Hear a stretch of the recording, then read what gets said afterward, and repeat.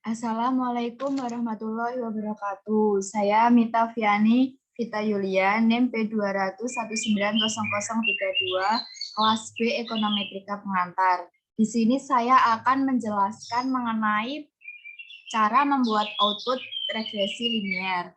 Nah, sebelum kita membuat output regresi linear SPSS, terlebih dahulu kita harus mengumpulkan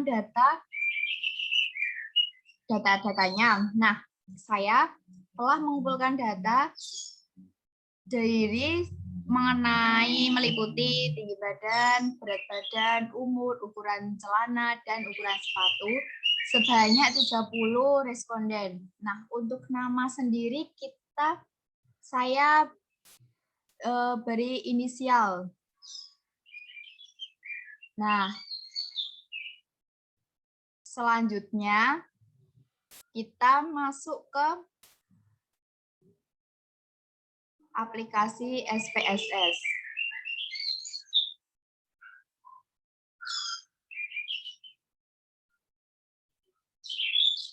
Nah, seperti ini. Kita pilih new dataset. Habis itu klik open karena kita kan akan membuat data baru di SPSS. Jadi kita pilih new dataset, klik open.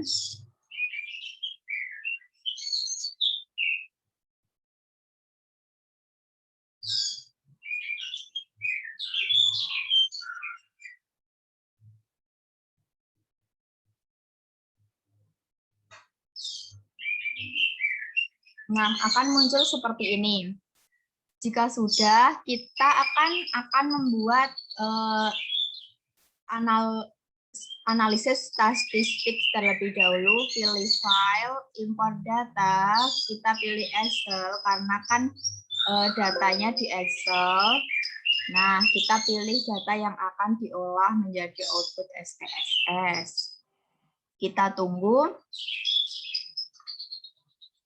Nah, jika sudah muncul seperti ini, nah kita pilih OK.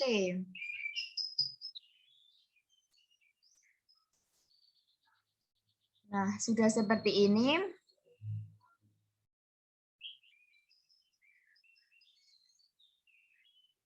Kita lihat di variabel view untuk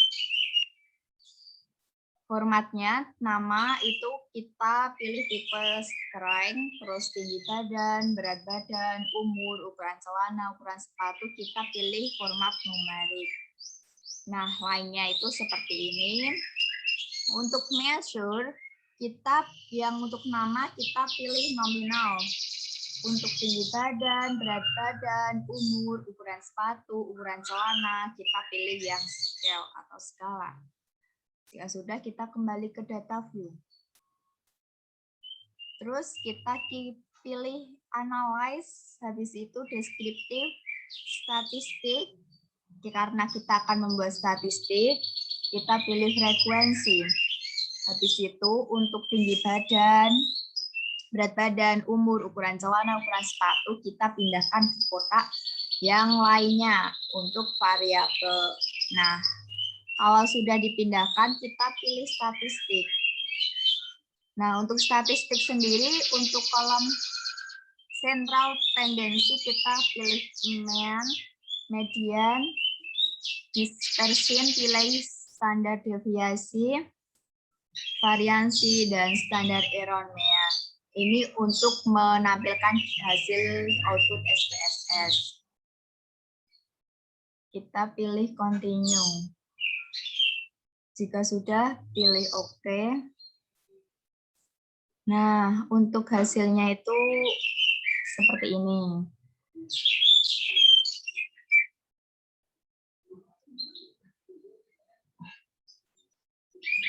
Nah, untuk hasilnya itu seperti ini.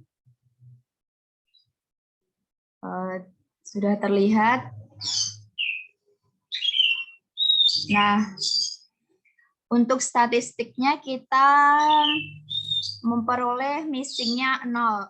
Artinya berarti data tersebut valid. Nah, apabila data yang baik itu mean sama mediannya itu selisihnya harus sedikit. Di sini kita bisa melihat untuk meannya kita 160,60, sedangkan median kita peroleh 160,00. Nah, selisihnya hanya 0,6, berarti kan data tersebut baik. Untuk berat badan untuk mean 53,85.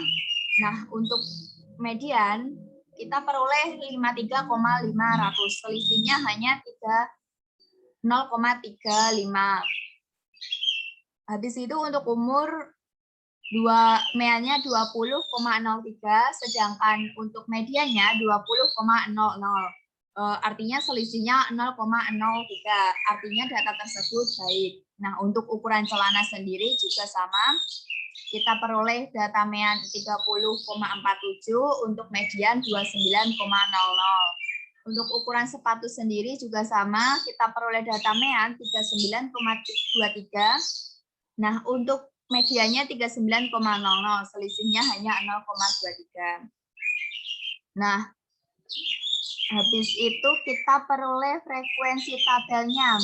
Untuk tinggi badan seperti ini hasilnya. Totalnya sudah benar 30 responden.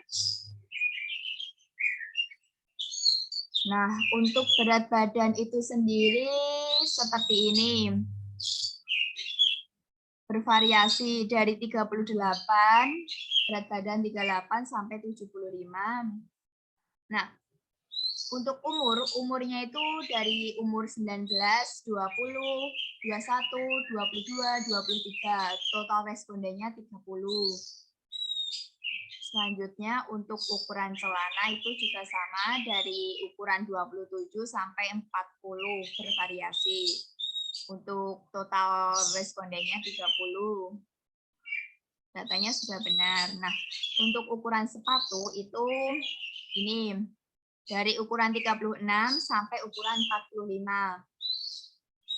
Nah, ukuran paling banyak itu di ukuran 39. Frekuensinya 15. Totalnya 30.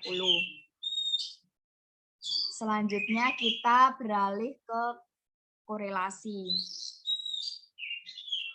Nah, korelasi itu adalah, apa yang diketahui dengan korelasi? Korelasi itu adalah hubungan antara variabel satu dengan variabel lainnya. Nah, kalau di sini berarti variabel tinggi badan, berat badan, ukuran umur, ukuran celana, ukuran sepatu itu berkaitan atau berhubungan. Nah, bagaimana cara kita membuat output SPSS korelasi? Nah, langkahnya yaitu kita balik ke data view. Kita lihat data view, datanya masih sama. Nah, tetapi kita selanjutnya pilih analyze, masih sama. Habis itu kita di sini yang membedakan, kita pilih korelasi. Kan karena kita mau membuat korelasi. Nah, terus klik di variable. Nah, di sini kita masukkan tinggi badan, dari tinggi badan, berat badan, umur, ukuran celana, ukuran sepatu itu ke kotak lainnya untuk menjadikan variabel. Nah, kalau sudah dipindah, kita klik option. Nah, berarti ini sudah benar kayak gini. Kita pilih continue. Kalau sudah, ini korelasinya persen, karena kan tadi data variabel view-nya itu kan tipenya numerik, jadi kita pilih yang persen. Jika sudah, kita pilih oke, klik oke.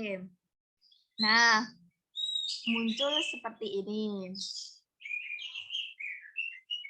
Muncul korelasi, datanya seperti ini.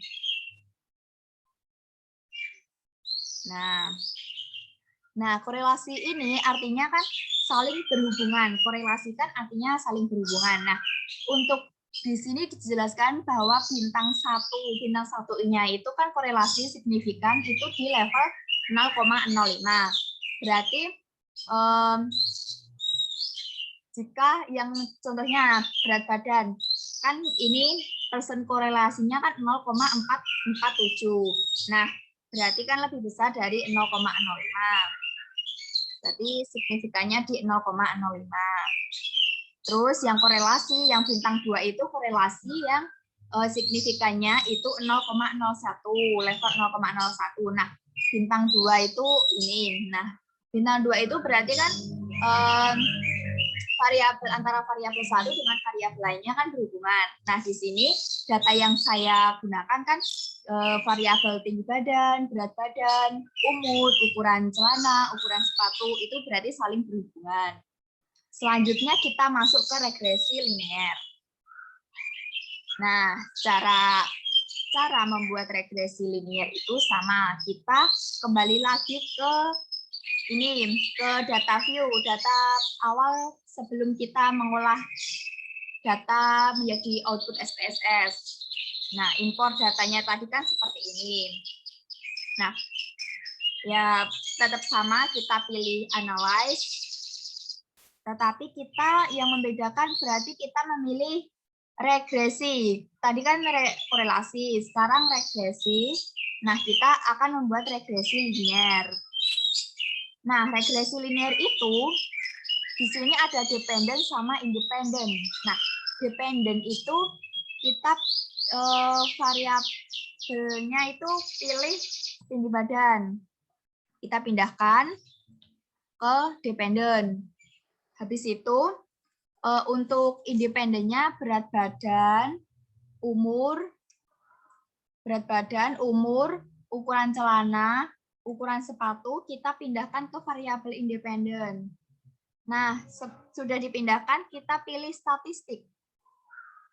Nah, ini regresi koefisiennya kita pilih estimate. Habis itu model fit, jangan lupa. Terus collinearity diagnostik. Oh ya, regresi tadi pilih covariant matrix, jangan lupa. Nah, untuk residualnya kita klik Durbin-Watson case-wise diagnostic.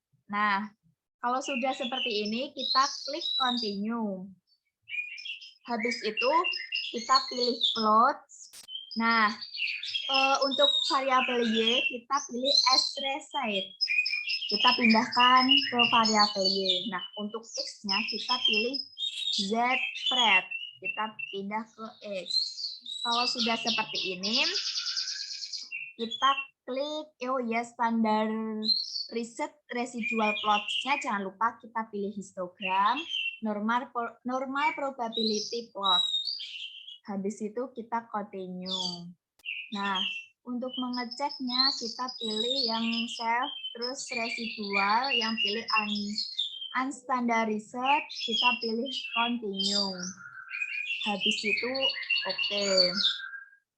Nah, untuk hasilnya itu seperti ini. Untuk hasilnya itu seperti ini. Nah, regresi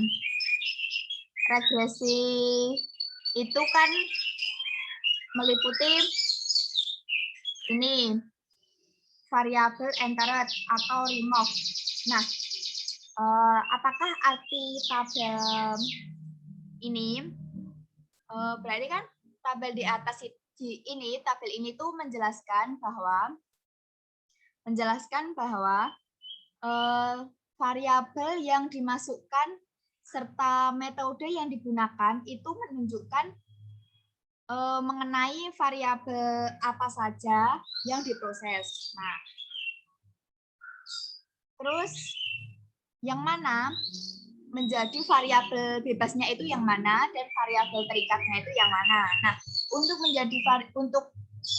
variabel bebasnya itu ini variabel bebasnya itu yang ukuran sepatu, umur, ukuran celana, berat badan yang di kolom variabel entered.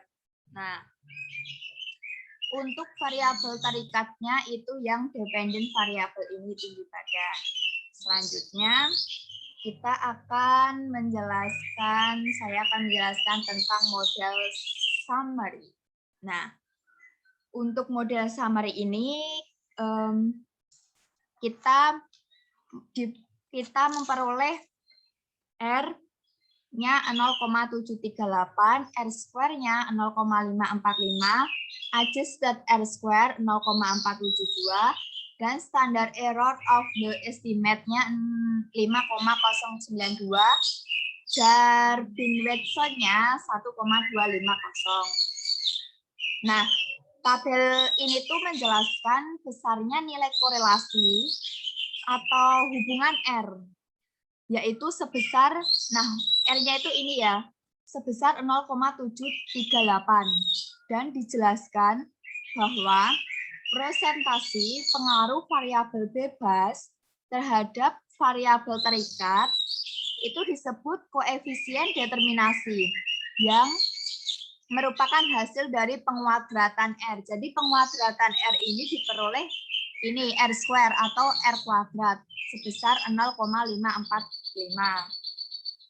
Nah, yang mengandung pengertian bahwa variabel bebasnya itu ini yang variabel bebasnya itu yang vektor konstan ini yang ukuran sepatu, UM umur, UK ukuran celana, dan BB berat badan terhadap variabel terikat. Nah, variabel terikatnya itu apa? Variabel terikatnya itu tinggi badan. Terus itu kan sebesar presentasinya berarti kan yang R square-nya ini dikalikan 100%. Nah, berapa? Nah, hasilnya itu 54,5%.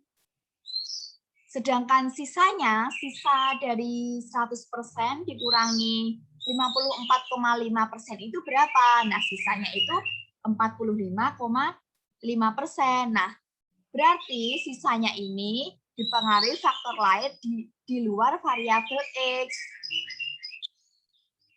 Di situ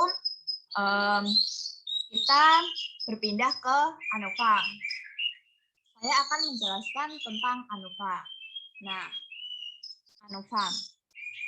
ANOVA itu menjelaskan apakah ada pengaruh yang signifikan atau variabel US.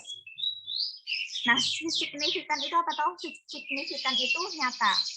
Nah, untuk variabel ukuran sepatu ini ya, ukuran sepatu US, umur, UM, dan ukuran celana, UK, dan berat badan, itu tuh termasuk variabel X. Nah, berarti kan pengaruh antara variabel X terhadap variabel Y. Nah, variabel Y-nya yang mana? Variabel Y-nya itu yang tinggi badan, TB. Dari output tersebut terlihat bahwa F hitungnya ini tuh kita memperoleh hasil 7,473. Nah, dengan tingkat signifikannya berapa? Tingkat signifikannya ketemu 0,0000. Nah, sedangkan probabilitas atau signifikannya itu berarti kan 0,000 itu lebih kecil dari 0,05. Nah, maka model regresi ini yang ANOVA ini dapat dipakai untuk memprediksi variabel tinggi badan. Tadi kan ketemu signifikannya 0,000. Berarti kan lebih besar dari 0,05.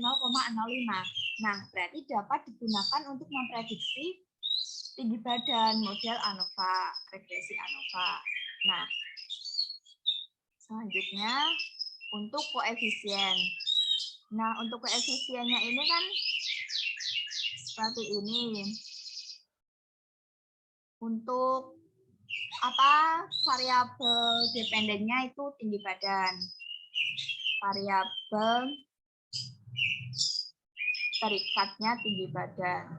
Nah, untuk koefisien korelasinya juga diperoleh dengan model seperti ini. Untuk collinearity diagnostiknya kita peroleh ini. Untuk residualnya kita peroleh ini.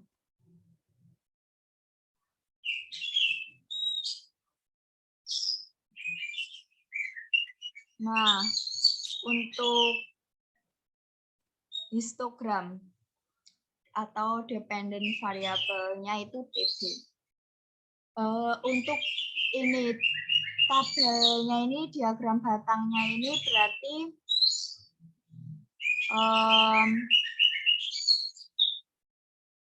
di tengah itu berarti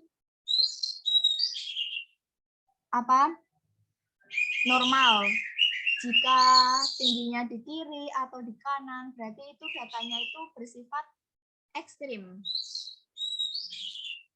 Habis itu untuk plots-nya ini bersifat regresi positif karena tingkat kemiringannya positif, miring ke kanan. Nah, habis itu untuk scatter plot-nya ini menyebar tetapi mendekati 0.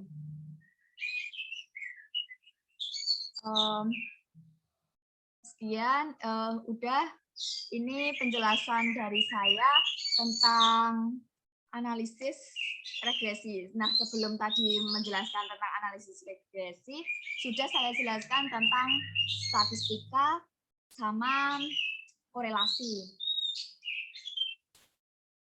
Jangan lupa filenya ini disimpan.